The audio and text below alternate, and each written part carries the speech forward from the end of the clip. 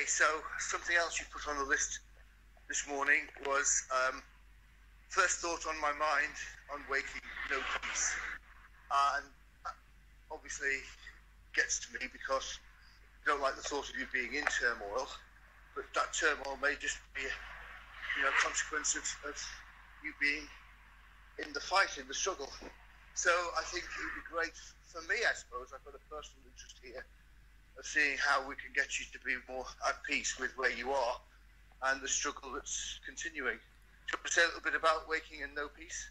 Yeah, so maybe on the list it sounds like that's a new thing because we're doing this so intensively. It's not.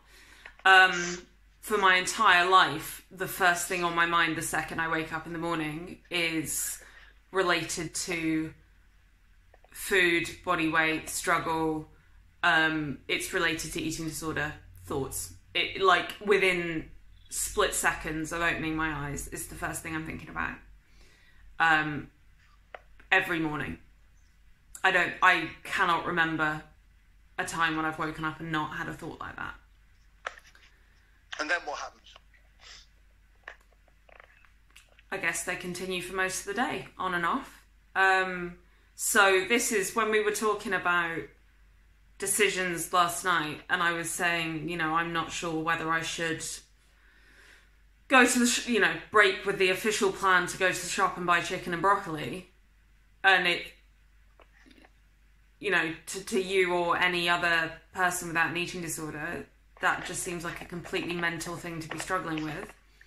But that kind of dialogue is, and genuinely not knowing what the right answer is to questions like that, are constant. What it makes me think of is, there are things that I don't think about on a day-to-day basis. I'm too busy thinking about food and about plans and so on. But I haven't had sex for over 2 years. I haven't had a relationship since 2017. And the idea of having one is just completely...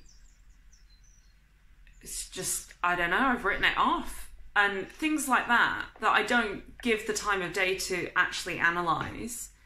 I know the reason why is because it's like I have a relationship with my eating disorder and there isn't room for someone else. And I don't want to have there's just too many barriers and too much to explain to someone and to find someone that can live with that and accept it. And they wouldn't live with it and accept it. They'd force me to get it fixed. So I just don't.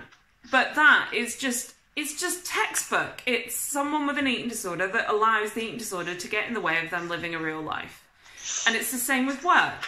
The last 4 days, I've had a work task that I should be doing that isn't big, that has been bumped mostly due to eating disorder related things, whether it's to do with arranging all this recording stuff or being stressed, and I don't know.